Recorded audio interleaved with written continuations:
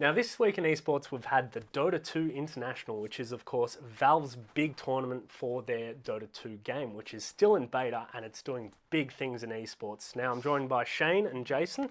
You both watched a bit of the International. How was it? Well, I guess coming from the point of view of someone who's not that experienced in the game, who hasn't played that much of it, it probably made me realise two things. Number one, how much of a scrub I am. And number two, just how much actually goes into, I guess, the team situations. Like, we obviously play a lot of public games, and we're lucky in that there's only 3 or 4 of us who we know, and we all play together. But it's a completely different mindset. Like, you see the guys, they'll pick characters they know will deliberately be weak because it's going to make the team stronger because of a special ability or something that they have. And that's, I guess, what it's about. Now, Shane, of course, as probably one of the better players on this panel, you viewed the game through the spectator client. How was that?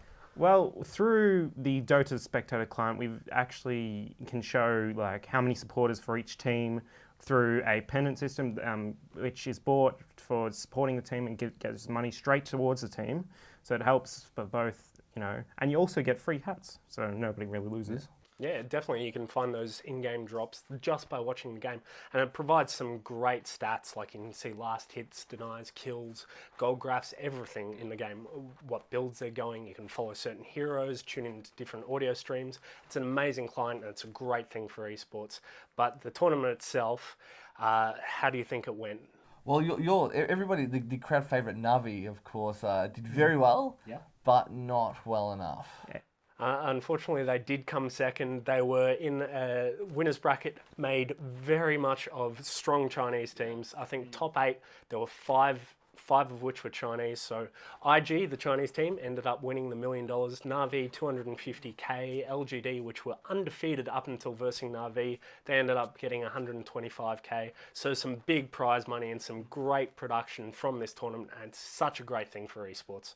I agree, and I think particularly like as you say about the presentation, Toby is a shoutcaster. What do you reckon? Yeah, he's probably one of the best out there. It's really sad that he didn't get the grand final. It's like they did have an American crowd, so they did use the American casters. It is a bit unfortunate that we didn't get Toby's enthusiasm and over-the-top team fight commentary for. Well, I mean, listening to him, one of my favourite moments was the Naga Siren. They steal the Aegis of immortality. Yeah, and it's they get their immortality, and just like his reaction when that happened was just fantastic.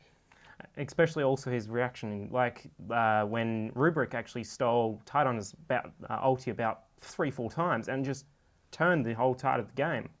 Turn the tide of the game. Yes.